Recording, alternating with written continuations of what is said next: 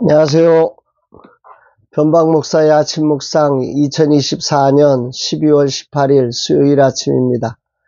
오늘은 누가복음 2장 21절로 39절 말씀을 통해서 예수님의 길 순종, 이런 제목으로 말씀 묵상의 은혜를 나누겠습니다. 어제 중보기도 세미나 3기와 2기가 연합해서 수료식 및 중보기도 팀 부흥회를 했습니다. 몇몇 분들이 바쁜 일정으로 빠져 아쉬웠지만 영적 전쟁의 마지막 단계인 축복 선포하기의 단계를 룻기를 통해 나누었습니다. 이후에 말씀을 붙들고 뜨겁게 기도하는 시간, 이후에 열린 교회가 대접한 만난 식사와 차를 마시며 내년 일정을 정하고 돌아왔습니다. 모든 시간 은혜로 이끄신 하나님께 감사와 영광을 돌립니다. 준비하신 열린 교회와 찬양을 이끄신 목사님께 진심으로 감사를 전합니다. 수고하신 총무님과 모든 사역자에게 기도로 세상을 통치하는 중보 기도자의 권세가 넘치고 주님의 축복하심이 증거되기를 기도합니다. 이제 내일 팀 결산회의와 금요일 번외 세미나를 통해 2024년 모든 일정을 종료하게 됩니다. 수고한 팀원들과 내일 가진 한 해를 결산하고 내년을 바라보는 소중한 시간, 성령 하나님의 조명하심이 있어 진정한 회개와 새로움이 입어지는 시간이 되기를 기도합니다. 대림절 세 번째 시간 수요일, 주님은 어떤 말씀으로 인도하실까? 본문에는 마리아의 정결 예식을 맞아 아이를 데리고 예루살렘으로 마리아와 요셉이 가서 조태생은 하나님께 드리라는 율법을 따라 아기 예수님을 주께 드리는 장면이 나옵니다. 22절로 24절, 모세의 법대로 정결 예식의 날이 참에 아기를 데리고 예루살렘에 올라가니 이는 주의 율법에 쓴 바 첫 해에 처음 난 남자마다 주의 거룩한 자라 하리라 한 대로 아기를 주께 드리고, 또 주의 율법에 말씀하신 대로 산비둘기 한 쌍이나 혹은 어린 집비둘기 둘로 제사하려 함이더라.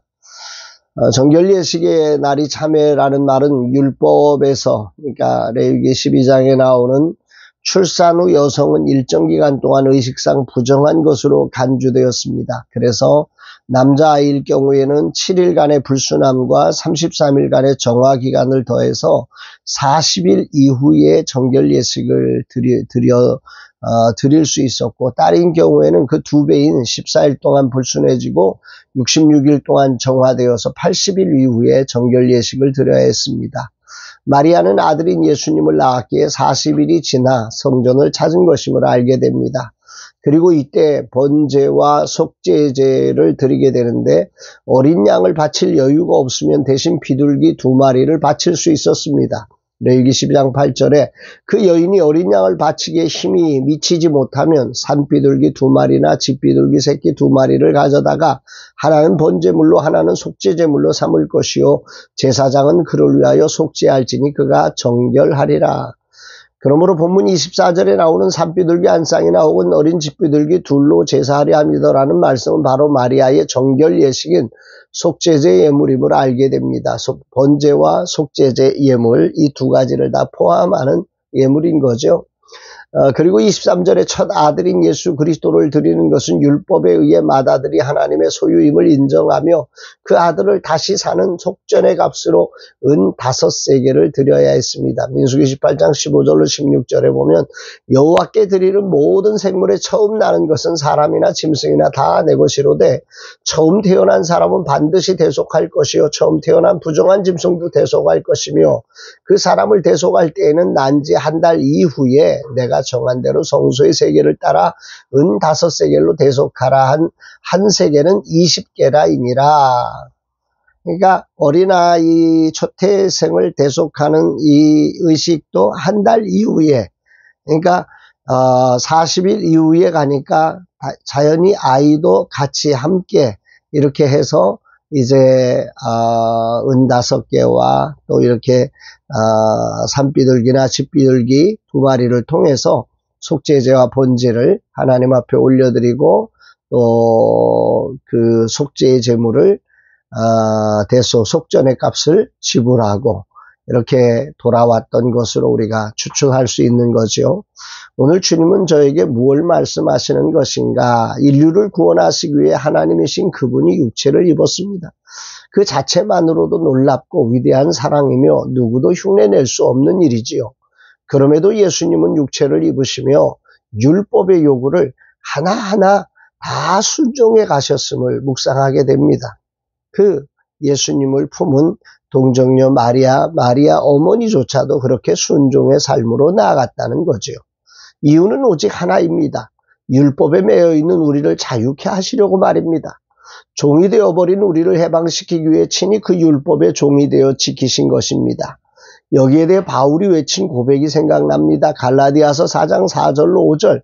때가 참에 하나님이 그 아들을 보내사 여자에게서 나게 하신 것은 율법 아래에 있는 자들을 속량하시고 우리로 아들의 명분을 얻게 하려 하심이라. 우리를 아들 되게 하시기 위해서 예수님께서 그렇게 육체를 입으시고 그렇게 속전을 지불하시고 정결예식을 치르는 그 자리로 오셨다고 하는 것입니다. 그렇습니다. 아담의 실수로 죄의 종노릇하는 우리를 속량하사 하나님의 아들로 하늘 유업을 이을 자로 세우시기 위해 친히 율법 아래 순종의 길을 걸으신 것입니다. 이 예수님의 순종의 그 길을 찬양하고 묵상하는 대림절기입니다. 어제에 이어 오늘도 순종이라는 단어를 묵상하게 됩니다. 성육신하신 하나님의 성탄의 절기는 어쩌면 처음부터 끝까지 순종이 있었음을 보게 됩니다. 히브리서 5장 8절로 9절 그가 아들이시라도 받으신 고난으로 순종함을 배워서 온전하게 되었은즉 자기를 순종하는 모든 자에게 영원한 구원의 근원이 되시고 이 순종을 통해서 온전하게 예수 그리스도는 구원자로서의 자리를 갖추게 되었다는 것이고 그를 믿는 자들도 동일하게 순종하는 모든 자에게 영원한 구원의 근원이 되게 하셨으니까 순종을 통해서 믿음을 따라 순종하는 자들에게 영원한 구원의 역사가 이루어지게 하셨다. 이렇게 우리는 말씀을 볼 수 있는 것입니다. 이 말씀을 근거로 보면 결국 믿음이란 순종이 없이 불가능하다는 것이지요. 주님은 철저히 율법에 순종하여 이 땅에 구원자로 오셨습니다. 대림절 세 번째 주간 저도 주님처럼 순종의 사람으로 세워져 가기를 소망합니다. 인간의 구원을 위해 자기를 버리시고 순종의 길을 고난임에도 불구하고 묵묵히 걸어주신 주님을 나도 그렇게 대림절 기간 순종으로 걸어가는 삶으로 보답해 드리기를 소망합니다. 주님 감사합니다. 거룩하신 분임에도 육신을 입으시고 율법에 순종하시며 친히 정결예식과 속전을 드리며 자신을 낮추시고 인류 구원의 장자로 서서 구원의 첫 열매로 서신 주님을 찬양합니다. 그 은혜를 믿음으로 하나님의 아들로 선 저도 주님을 따라 순종의 길을 걷겠습니다. 특히 대림절 기간 주님의 뜻에 온전한 순종으로 드려지는 제가 되기를 원합니다. 거룩한 성령 하나님, 당신의 불로 이 종의 모든 불순종의 찌꺼기를 태우시고 온전한 순종의 사람으로 주님을 맞이하는 종 되게 하옵소서 고백하게 됩니다. 사랑하는 여러분, 대림절 세 번째 주간 우리가 정말 주님을 기다린다고 하는 게 어떤 것일까요? 믿음으로 그 다시 오시는 주님을 기다린다는 것은 곧 오늘이라는 시간 그 주님을 신뢰하기에 그 주님처럼 우리도 하나님의 말씀에 믿음으로 순종된 삶, 순종의 제사를 올려드리는 거룩한 삶이 진정한 다시 오시는 주님을 맞이하는 거룩한 길임을 기억하며 오늘 하루 주가 주신 말씀 앞에 우리의 굴복되지 않은 모든 것들을 내려놓고 순종되는 삶으로 온전히 주님 앞에 발견되는 저와 여러분 되시기를 주의 이름으로 축복합니다. 사랑합니다, 여러분.